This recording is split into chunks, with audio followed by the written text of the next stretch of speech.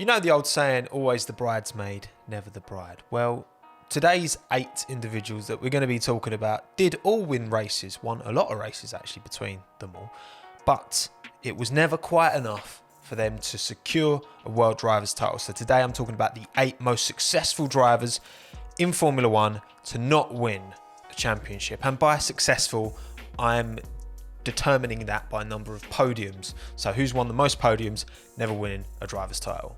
There's some names in here that won't surprise you, and there's maybe a few that might. So hope you enjoy. Starting at number 8, an individual with 113 starts, 9 wins and 39 podiums. It's Max Verstappen. He's still only 23, which is mad to think about because it feels like Max has been in Formula One for so long now. The closest he ever came points-wise was 2019, third in the championship though, still 135 points short of Mr. Lewis Hamilton. Although to be fair, I think this year, 2020, will be the closest to date. He's currently 83 points behind Lewis, and Red Bull tend to have quite a strong end to the year because Mercedes seem to stop their car development quite early on because they're so dominant. Also, you'll notice a trend that Lewis has denied quite a few of the people in this list. At number 7, we have a driver with 269 starts, 11 wins and 41 podiums. It's Felipe Massa. The little Brazilian legend, Felipe baby, stay cool. Over a 15-year career, he drove with Sauber, Ferrari, and then Williams. The closest he ever got was, of course, 2008, cruelly snatched from him with the famous "Is That Glock" moment by Lewis Hamilton at Interlagos, at Brazil. That, as much as I'm happy that Lewis won that, that would have been absolute scenes if Felipe would have secured that championship on the final race at Interlagos. What a shame. Felipe retired in 2017 and then moved over to Formula E with the Rocket Venturi team for a couple of years. And now he's the CIK FIA president. That's the Commission Internationale de Karting. He was actually overseeing the race where Nope. Number 6 on this list, we have a driver with 215 starts, 9 wins and 42 podiums.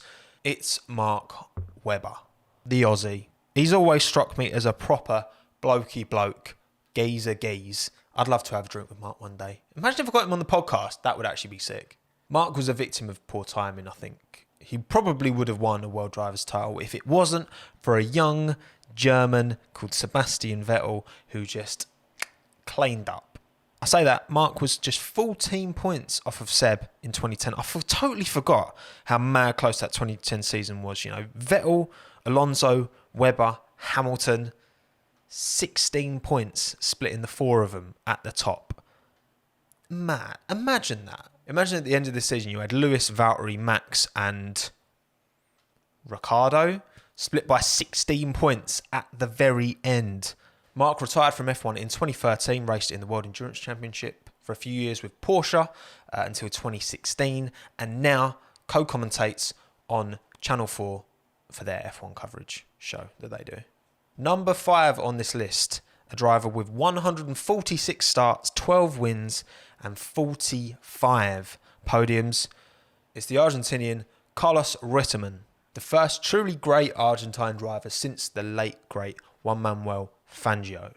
Reutemann raced between 72 and 82 for Brabham, Ferrari, Lotus and Williams. The man was an absolute force. And just as Felipe Massa was denied by 1 point, so was Carlos. Nelson Piquet, 1981, lost the championship by that single point. Carlos also loved a bit of rally. He'd been the only driver to ever score championship points simultaneously in an F1 and WRC season until Kimi Räikkönen came along with his little WRC furore that he had back in 2008. You know what's arguably more impressive than all of this though? After retiring in 1985, Carlos went into politics and still to this day holds a position as governor and senator in the Argentine government. Pretty cool. Bloke's clearly got his head screwed on, although politician, maybe not. Number 4 on this list, we have a driver with 210 starts, 10 wins and 48 podiums. It's Gerhard Berger. The Berger man had a career spanning 1984 to 1997, racing for ATS, Arrows, Benetton, Ferrari and McLaren along the way. Even though Gerhard achieved so many wins and podiums throughout his career, he actually never finished above third in the World Drivers' title in both 1988 and 1994. Very fun fact, and I've mentioned Gerhard Berger before in my Red Bull video because he was the first F1 athlete to endorse Red Bull as a product. Can't remember the year. Give that video a watch if you haven't already. But when Red Bull bought out Minardi, Red Bull didn't actually buy 100% of that stake. It was actually a 50-50 split between Red Bull and Dietrich Mateschitz. There we go. And Gerhard Berger. And part of that deal was that Mateschitz would own Berger's family business, which was Berger Logistic. It was like a logistics company as part of that deal. So when Seb won that race for Toro Rosso, it was technically half owned by Gerhard Berger. He did then go on to sell the rest of his shares to Red Bull in 2008. All right, number 3, top 3 time. This driver, 150 starts, 9 wins, 53 podiums. It is Valtteri Bottas. Valtteri Bottas. I'm Valtteri Bottas. I love saying his Valtteri Bottas. Beautiful. That's right. Mr. Porridge 5.9 himself, Valtteri Bottas, is the third most successful F1 driver of all time, according to my estimations, who hasn't won a World Drivers' title. Will he get the World Drivers' title? I don't think so. Sorry, Valtteri. Of course, we know Valtteri finished second last year, which is the closest he's got in terms of points this year. I don't think he'll get as close. He's nowhere near at the end of the day. It's just not working for Valtteri. It's a shame. Do I think he'll get one? No. How long is he going to keep that seat for as well? You've got Mr. George Russell nipping at the heels. There's a lot of talk of that potentially happening from like 2022 onwards. But then maybe Lewis will retire first and it could be Valtteri and George. We forget that Valtteri's almost 5 years younger than Lewis. As much as that car is great, you don't get 9 wins and 53 podiums if you're a bit of a schmuck, right? Come on. Number 2, and we have a man with 246 starts, 13 wins and 62 podiums. It is the man with the strongest jawline ever to grace an F1 paddock, Mr. David Coulthard. Great career, Williams, McLaren, Red Bull, many wins along the way, but never quite enough to secure that top tier position. The closest shot he had was a second place in 2001, but Schumacher. And it wasn't even close. 65 points for David, 123 for Michael, almost double. David's last season was at Red Bull. He famously had a fancy livery for his last race at Interlagos and immediately got punted off, which was a shame. But after retiring, he went straight into a commentary job at the BBC, but also stayed on at Red Bull as kind of overseer figure. By that I mean consultant. He's not Emperor Palpatine, for sake.